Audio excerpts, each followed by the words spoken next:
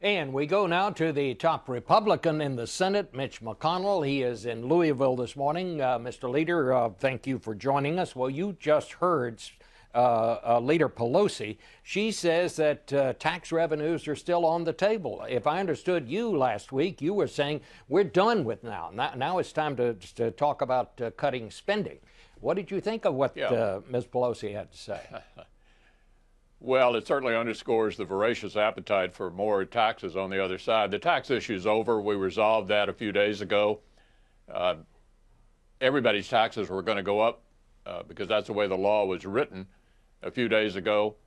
90%, 95% of Senate Republicans voted for permanent tax relief for 99% of the American taxpayers and 500,000 small businesses. Not a single Republican senator voted to raise anybody's taxes. The tax issue is over. And now it's time to pivot to the single biggest threat to our country, both in the short term and the long term. We now have a debt of $16.4 trillion. That's as big as our economy. That alone makes us look a lot like Greece. We have an incredible spending addiction.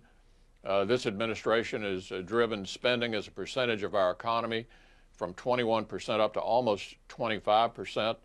It's time for the president to pivot and lead us in a discussion about saving this country for our children and our grandchildren. Well, this is simply unsustainable. It does not sound from what we just heard from Ms. Pelosi that she doesn't seem to be pivoting. I mean, she speaks for the president's party here. It sounds like from her point of view, that finding more revenue is still on the table. Or when you're saying no more taxes here, are you also saying no more tax reform, that there are not going to be some deductions eliminated?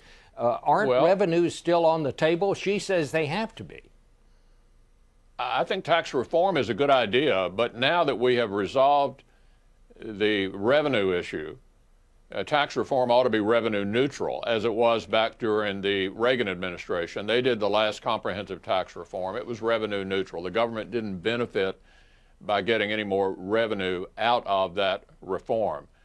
In fact, Bob, I think there'll be a bipartisan majority in the Senate will have the view that the tax issue is behind us. So the question is, we all know that we have this massive debt and deficit, not because we tax too little, but because we spend too much. The question is, will the president now pivot and address the single biggest issue confronting our country and its future? And that's reducing spending. And we have a few opportunities here in the next few months presented to us by his request to raise the debt ceiling, by the sequester kicking in 2 months from now, by the continuing resolution to operate the government. Plenty of opportunities to generate that discussion. But what's really disappointing to me is that the president isn't generating the discussion on his own, that he has to sort of be dragged kicking and screaming to the table when we have these other big issues like the debt ceiling to get him to talk about it. I wish he'd lead. Let me just ask you, some of your colleagues in the Senate, John Cornyn of Texas, part of the leadership, in a op-ed piece in one of the Houston papers yesterday, said that Republicans have to be prepared basically to shut down parts of the government if they can't get the kind of spending cuts that are going to be needed here. Are you ready to go that far, Senator McConnell? Well, look, what I'm ready to do is to discuss the biggest issue confronting the country. As I said, it's a shame you have to kind of drag the president to the table to talk about the single biggest problem we have in our country. Excuse me. It shouldn't require doing any of these things. It shouldn't require having a discussion about the debt ceiling or the sequester or the continuing resolution. Why isn't he saying, let's get this problem fixed? And we know we can't fix it. You were talking to Leader Pelosi about entitlements. All the Democrats are willing to do is to hit health care providers who take care of seniors. What they're unwilling to do for future generations is to make the eligibility for our popular entitlement programs fit the demographics of America. You know, when Social Security was passed in the 1930s, the average person lived to be 61. This year, the average male will live to be 79, the average female 81. For future generations, these programs have to fit the demographics of our country. The trustees of the Medicare and Social Security system say we have about 10 years to go before Medicare is completely broke. When do we intend to fix this problem? My view is the time to fix it is now. Let me also ask you this. John Boehner says that before he agrees to raise the debt ceiling here, which is going to be the next big vote that we're all talking about, he wants at least $1 in spending cuts for every dollar that the debt limit is raised. Are you willing to go that far? Well, what I'm willing to say is that if the president won't lead us here in the direction of reducing this massive spending addiction that we have, then we have to use whatever leverage we have.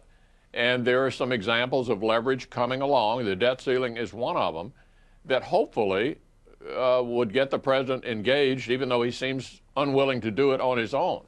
Well, are you willing to say this morning, Mr. President, you're going to have to do that? You're going to have to cut, for every dollar we raise that debt ceiling, you're going to have to cut $1 in spending?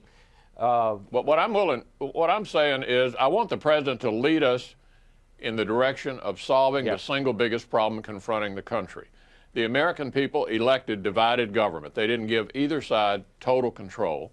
They don't expect us to sit here and do nothing for the next 2 years. I would love for Mitt Romney to have been elected president, but he was not. And so this means we have to work together. And it's clear that the biggest problem, Bob, is the massive federal spending. All right. I'm going to say with respect, I don't believe you really answered my question, but we'll go on to something else.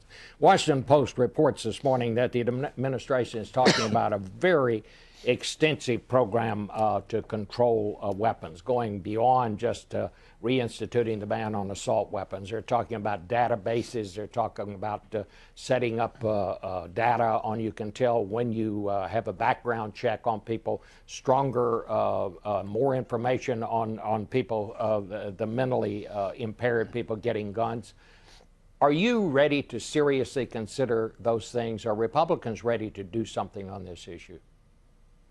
Well, I think first we want to wait and see what Vice President Biden recommends with his task force. Clearly, we'll not be addressing that issue early because spending and debt are going to dominate the first 3 months. And when the Vice President comes up with some recommendations, I'm sure the House and Senate will take a look at them. All right. Well, Senator, thank you so much for joining us this morning. Thank you. And we'll be back in a moment with some personal thoughts.